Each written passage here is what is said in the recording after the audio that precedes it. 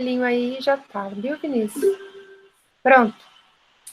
Salve Deus, salve Jesus Cristo, salve a Virgem Mãe Maria Santíssima, salve o Patriarca São José, salve os 5 irmãos maiores, salve a Irmandade da Luz. Olá, Irmandade da Luz, este é o nosso grupo de estudo do livro Aos Pés do Preto Velho, de Ramatiz.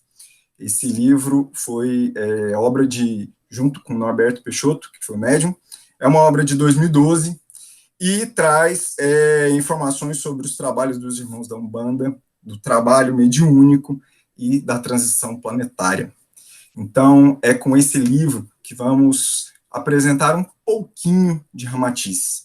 E, para começar, fazemos a invocação às falanges do bem, oração e invocação que está na abertura dos livros de Ramatiz.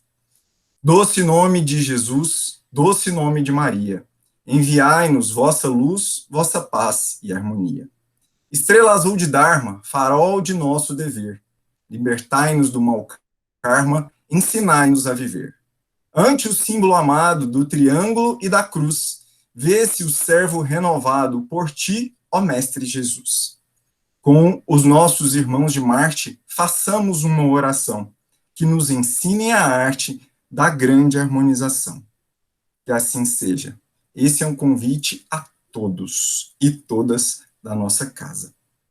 Irmã Lara, deixo com você agora o nosso espaço. Muito obrigada, Vinícius. Esse trabalho foi feito coletivamente, a partir de participação de alguns membros da ala de Ramatiz e de todos os outros da casa que quiseram estar conosco no domingo de manhã, às 10 horas. E a gente terminou a leitura de Aos Pés do Preto Velho, um trabalho que foi feito coletivamente e de maneira muito interessante, e a gente está aqui para trazer partes dessa leitura, dividir com toda a casa, e, ao mesmo tempo, falar um pouquinho sobre o trabalho de Ramatiz nessa casa. Bom, a mensagem de Ramatiz, que é um dos espíritos que contribuiu com Norberto Peixoto para psicografar essa obra, tem a ver com o simbolismo do Oriente, porque o nome Ramatiz, que significa, nessa linhagem oriental, Swami Sri Ramatiz, é um nome que a gente pode entender como se fosse uma chave, uma designação de uma dinastia espiritual. Explica que certas expressões vão ultrapassar o entendimento meramente racional objetivo. Rama é o nome que se dá à ideia de divindade, criador da força que emana. E é também um mantra, né? Tem a relação de conexão entre masculino e feminino, por isso que a figura de Ramatiz, a roupagem, né, que a gente conhece lá nos quadros do Congá, da Irmandade, é uma figura andrógena, né? A gente tem a expressão do masculino e do feminino muito presente. E essa relação entre o masculino e o feminino está em todos os seres. Nós temos cargas masculinas e femininas dentro de nós. Então, quando a gente pronuncia Rama Atiz, a gente está realmente tentando saudar o Deus que se encontra no interior de cada ser, né? Essa é a proposta e uma das ideias que Norberto Peixoto traz sobre Ramatiz em Aos Pés do Preto Velho, porque seus ensinamentos são vastos. Havia, então, o desejo, e há o desejo, quando o Ramatiz vem trazendo conhecimentos do plano superior, de acentuar em nós a consciência de dever, de autorreflexão, sobre trazermos a espiritualidade para a nossa vida terrena, nossa vida material.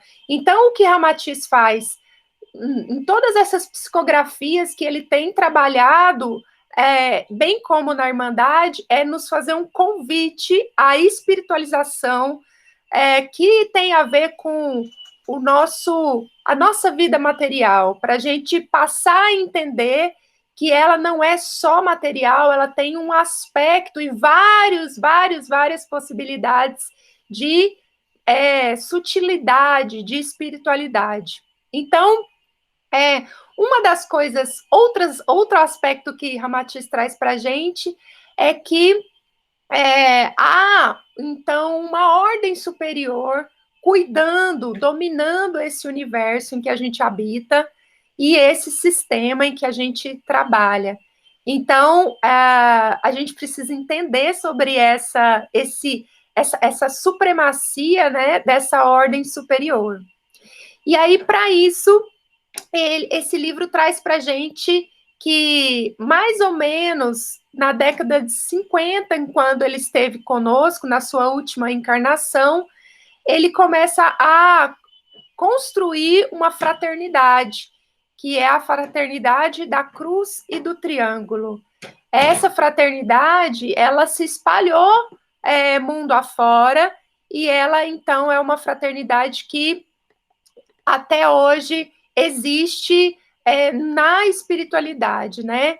Ela, então, tem um desejo de cultuar os ensinamentos do Cristo, do nosso Mestre Jesus, e, ao mesmo tempo, trazer saberes de Hermes, que o Carlos Eduardo trouxe para a gente, nas leis, né? Buda, Confúcio, Lao Tse, Antúlio e muitos outros orientais. Daí, por ser uma tentativa de dizer para a humanidade que esses saberes estão interligados. Bom, tem muito mais sobre Ramatiz que a gente pode conversar no domingo. Por enquanto, eu vou deixar essas questões do universalismo como questões que margeiam esse trabalho na Irmandade. Aos Pés do Preto Velho é um trabalho que vai falar de várias questões envolvendo a Umbanda, que é uma das fontes que a Irmandade bebe para construir o seu trabalho. Agora eu vou passar, então, para o Anderson, que vai falar um pouquinho sobre contribuições e trazer vontade de saber mais para o domingo.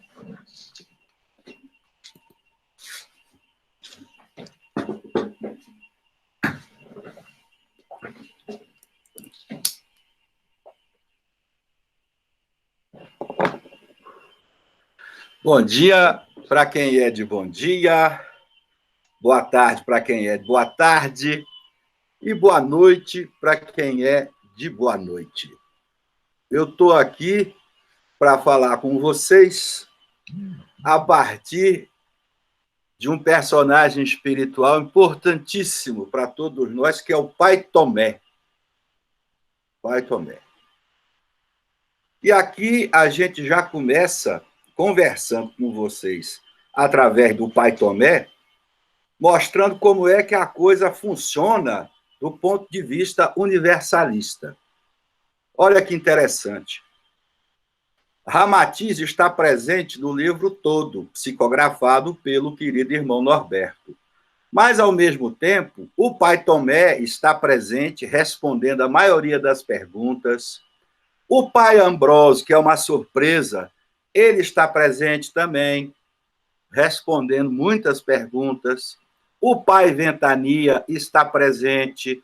O Dr. Mohamed está presente. Ou seja, a própria estrutura do livro, ela é dialogada e dialogável de forma comunitária, coletiva, universalista.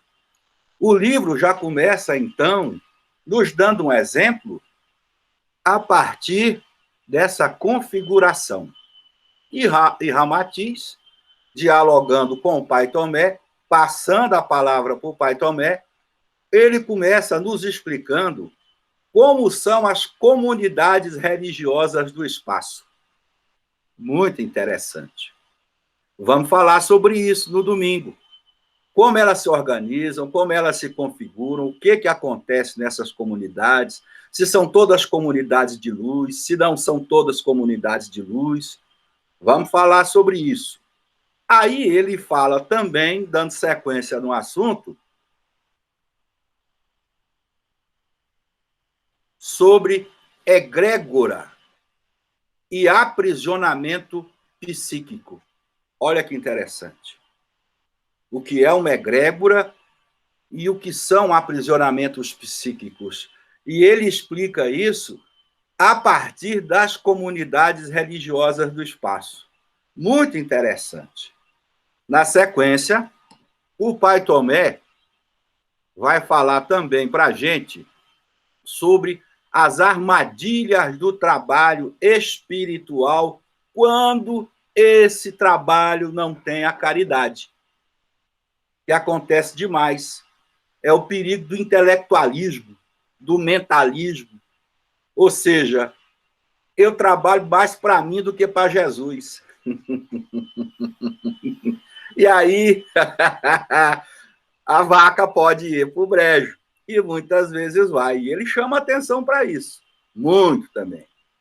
Fala, na sequência, o Pai Tomé, sobre a vida no espírito e o autoconhecimento.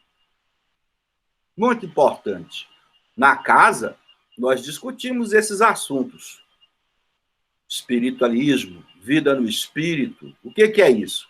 O Dr. Ralph, o João da Luz falam nisso o tempo todo. Aliás, nós vamos estar mostrando como os assuntos de Ramatiz, o Pai Tomé, o Pai Ventania, o Dr. Mohamed, todos eles, como eles estão muito identificados com a nossa vida na ordem. Vai estar presente. E, por fim, a cereja do bolo. Ó, a história do Pai Ambrósio. Essa história é boa demais. Vocês vão ver o que um pastor evangélico, pastor protestante, da linguagem aqui da matéria, um dirigente, um alto dirigente do centro espírita e as comunidades do espaço, juntamente com o Pai Tomé, o que essas três figuras têm junto? Como é que elas se encontram? E como é que daí, da junção dessas três figuras, numa situação até certo ponto dramática, para nós aqui na matéria, faz surgir um emissário maravilhoso chamado Pai Ambrósio. É isso aí, ó. Nós estamos esperando vocês para conversarmos juntos no domingo. E eu chamo agora uma irmã muito querida, que todo mundo gosta muito, lá na Irmandade da Luz, que é a Ana Rita Maria, nossa dama. Bom dia para quem é de bom dia, boa tarde para quem é de boa tarde, boa noite para quem é de boa noite. Bom, gente, então eu vou continuar. O capítulo que eu estudei com um grupo em que a gente discutiu é uma pergunta, que é: devo raspar a cabeça para o santo? É interessante que esse capítulo, pelo fato dele começar com uma pergunta, ele sinaliza a própria estrutura desse livro, que é feita a partir de perguntas. Embora ele comece com essa pergunta, é um pretexto, no meu ponto de vista, é um pretexto para falar sobre a mediunidade, que é um assunto central que perpassa todo o livro e é bastante aprofundado nesse capítulo que eu discuti no nosso grupo. E então ele começa logo respondendo essa pergunta. Diz que não se deve raspar a cabeça para o santo. Por quê? Porque a mediunidade é algo natural. Ele coloca essa questão dessa naturalidade da mediunidade a partir da frase dita por Jesus aos seus apóstolos: vós sois o sal da terra. E então nós também, como quando aceitamos seguir Jesus, né, através dos seus ensinamentos, através do trabalho que a gente faz na Irmandade, É como se Ramatiz estivesse dizendo também para a gente: nós somos o sal da terra. O que quer dizer isso? O sal, ele é um elemento natural. Então, a mediunidade também é natural. Não é necessário que sejam feitos artifícios, como raspar a cabeça, usando sangue de animais e tal, etc., para potencializar a mediunidade. Na verdade, isso é uma grande ilusão, como o próprio Ramatiz coloca, fruto da necessidade de deter um poder através da mediunidade, que não é o propósito da mediunidade com Jesus, que é pregado na Irmandade, né? Que é feito esse convite para que a gente faça uma mediunidade nessa perspectiva da naturalidade, de sermos de fato o sal da terra. E ele dá continuidade a essa explicação a partir da explicação da fisiologia da mediunidade. E para isso ele convida o nosso irmão médico Mohamed, que o Anderson até já pontuou rapidamente, que hoje ele coordena trabalhos de magnetismo do pletérico, que ocorrem no grupo de Umbanda Triângulo da Fraternidade, que o médium desse livro trabalha. E ele já foi um médico na matéria, na Idade Média, fazendo trabalhos de magia, usando cadáveres e tal. E por isso, no plano espiritual, ele atua no sentido de esclarecer a respeito da fisiologia, no qual ele é convidado para fazer nesse capítulo. De uma maneira bem breve, eu vou falar bem rapidamente, que a gente vai poder aprofundar no domingo, ele vai dizer que a fisiologia da mediunidade, ela é natural e ela atua principalmente no lobo frontal, na glândula pineal, sendo a partir de um processo ligado aos cristais de apatita. Então, é um caminho, né, que é um caminho natural. E muitas vezes, quando o médium ele não está preparado, quando ele não estuda, quando ele não está emocionalmente bem, ou mesmo quando ele faz uso de elementos externos, como bebida, ou mesmo a raspagem, né, da cabeça, enfim, esses elementos que não são naturais, a mediunidade, fisiologicamente, ela passa por um outro caminho, passando pelo hipotálamo e não na hipófise, onde está localizada a glândula pineal, o que pode trazer, aflorar a ilusão do médium, né? A interferência do médium, deixando que esse processo mediúnico não seja tão limpo. Então, por isso, na Irmandade, a nossa tentativa é que a gente siga esse caminho natural da mediunidade. E para isso, para finalizar, há uma orientação para que se utilize atabaques, né, banhos, que são elementos naturais também, que ajudam nesse florescer da mediunidade, que, portanto, não são elementos externos. Externos no sentido de causar danos, né, à mediunidade, mas no sentido de fazer florescer. Então é isso, meus irmãos. Espero vocês no domingo para a gente poder conversar um pouco mais sobre a mediunidade, entender as palavras, né, tanto do Mohamed quanto do Ramatiz, nesse capítulo que eu trabalhei com o grupo. E agora eu chamo a Aninha, a nossa querida Nardete, para dar continuidade. Obrigada, Ana Rita. Essa roda, né, de conversa, essa prosa, segue com o livro, né, com estudos, capítulos, de uma forma muito interessante, que traz a autorreflexão, a autocura, e eu fui contemplada com os tópicos com os quais eu fiquei, porque foi justamente por uma pergunta que me chamou a atenção: será que tenho cura? E aí, nessa busca, né, pelo tema, pela curiosidade do tema,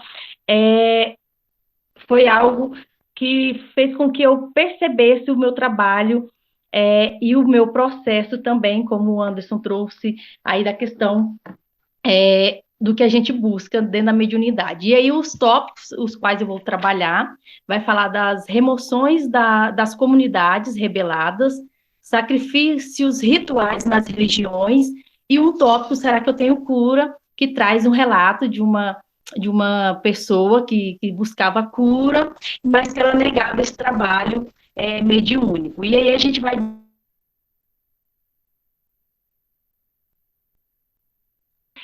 que as nossas afinidades, né? Vamos falar um pouquinho do estágio vibratório do planeta, como que isso acontece para que essas comunidades sejam removidas das zonas umbralinas, e também vamos falar das escolhas do médium no trabalho espiritual. E a gente sempre tentou, ao longo do livro, trazer essa realidade para o trabalho da Irmandade da Luz, fazendo essa ponte entre o livro e o que a gente já faz e o que a gente já aprende. E também vamos discutir um outro tópico, vai trazer essa reflexão do livre-arbítrio e o exercício mediúnico, ou aceitar questões, quando o Pai Velho é questionado, né, sobre as remoções das comunidades do umbral, e no final a sua resposta ele diz que a ordem de Jesus é a seguinte: nenhuma ovelha será perdida do meu rebanho. E aí nós vamos pensar um pouquinho sobre esse tema, se eu tenho cura, então eu não vou ficar fora do rebanho, como que são esses sacrifícios e qual é a minha responsabilidade com a casa. E aí eu vou ler um trecho aqui para vocês, que fala sobre isso, e eu achei muito interessante como que foi colocado e como que chama a atenção, em que a Lisete, que é uma das trabalhadoras lá do templo, ela trouxe esse texto e fala da questão da encarnação desperdiçada. Tempo precioso e talvez mais uma encarnação desperdiçada para, quando do seu desencarne, dar-se conta do terrível engano que cometera ao não aceitar o chamado para trabalhar e aperfeiçoar-se na lavoura do Mestre Jesus. E aí eu finalizo com essa reflexão, inclusive pensando como a gente sempre falou ao longo dos domingos, o trabalho espiritual da Irmandade da Luz continua em tempos de pandemia, a gente continua trabalhando, a casa não está de licença, então como que está, eu deixo essa provocação, como que nós estamos nesse momento trabalhando, como que nós estamos nos aperfeiçoando para esse trabalho, para que ele possa continuar futuramente, quando a gente retornar. E é isso, até domingo, um beijo, saudade de todos. E agora eu chamo a Gabi, que vai falar um pouquinho mais sobre outros tópicos.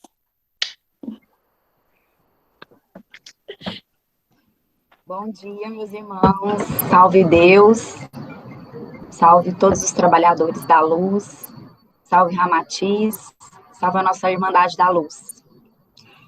Eu vou falar um pouquinho, né, do que eu falei, né, da reflexão que fizemos, né, no grupo durante esses dias, esse tempo, né, sobre Aos Pés do Preto Velho, que traz de uma de suas reflexões dos assuntos dos terreiros de Umbanda, e que são pertinentes aos trabalhos trilhados na Irmandade da Luz.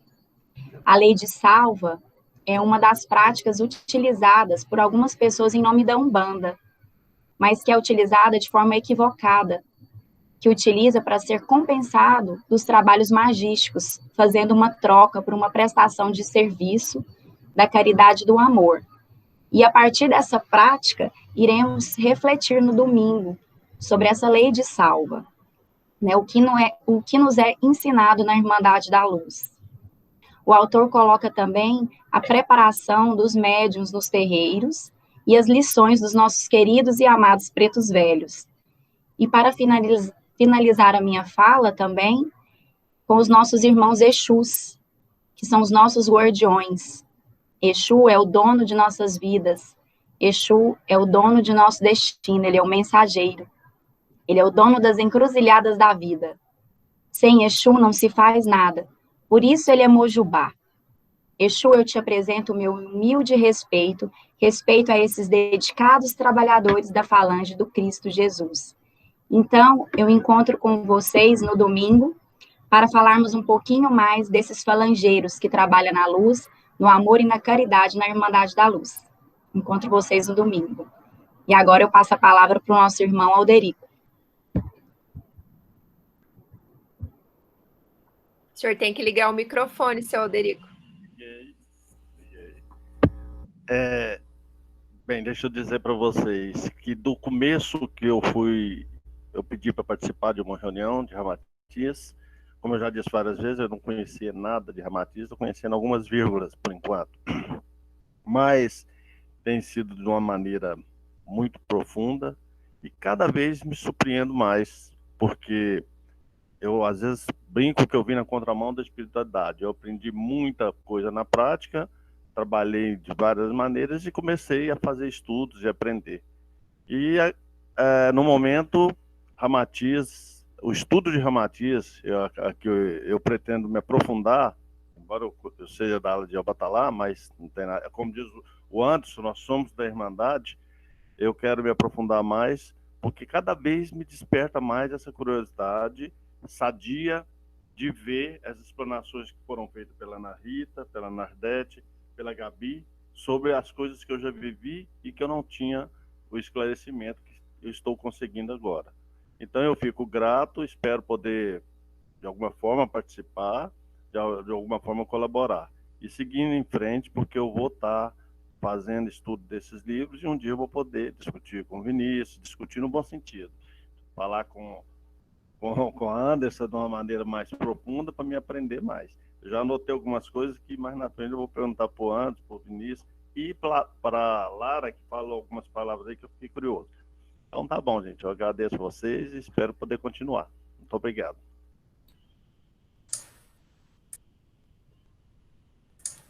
A palavra agora vai para Anderson. Anderson. Bom dia a todos. Estou aqui e convido todos vocês para participar da nossa live no domingo, que está sendo muito esclarecedora, a fundos de conhecimentos, né, e aprendizados profundos sobre a espiritualidade, a mediunidade, a todos que estiverem dispostos, podem comparecer na nossa live, que garanto a vocês que é de grande aprendizado para todos nós. Eu, principalmente, estou aprendendo muito quando eu posso acompanhar, e eu agradeço a todos e obrigado por tudo.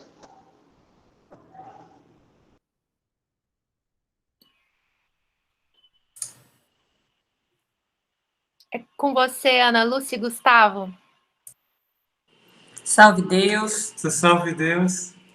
É com muita alegria que eu venho convidar todos os irmãos para a nossa live de domingo. O nosso estudo é um chamamento para encontrarmos com Deus nas coisas mais simples da vida.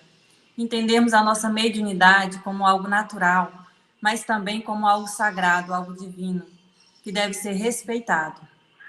Também pensarmos um pouco sobre a transição, sobre o nosso planeta, que nesse momento precisa tanto ser cuidado e respeitado por todos nós. Salve Deus. Eu convido vocês para participar. Eu convido vocês para participar de domingo.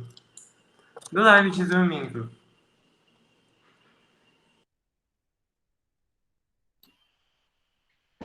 Muito bem. Nós, então, finalizamos essa chamada, né?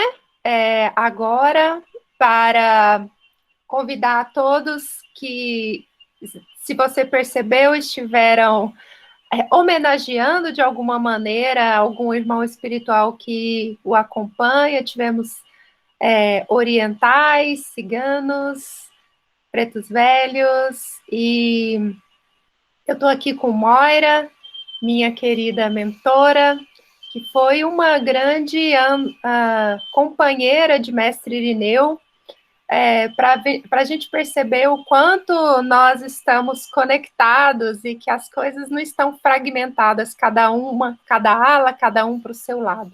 Bom, o entendimento, ele nos ajuda a compreender melhor ao próximo, as suas limitações, as nossas limitações, e é daí que a gente aprende a ter respeito pela medida que cada um consegue colocar no seu ritmo de crescimento. Então, o entendimento, ele nos faz avançar. E é para isso que a gente te convida para a participação dessa live, para a gente ter um pouco mais de entendimento sobre todas as questões aqui brevemente apresentadas. Agradecemos e convidamos para que juntos possamos conversar um pouco mais, com mais tempo, no domingo.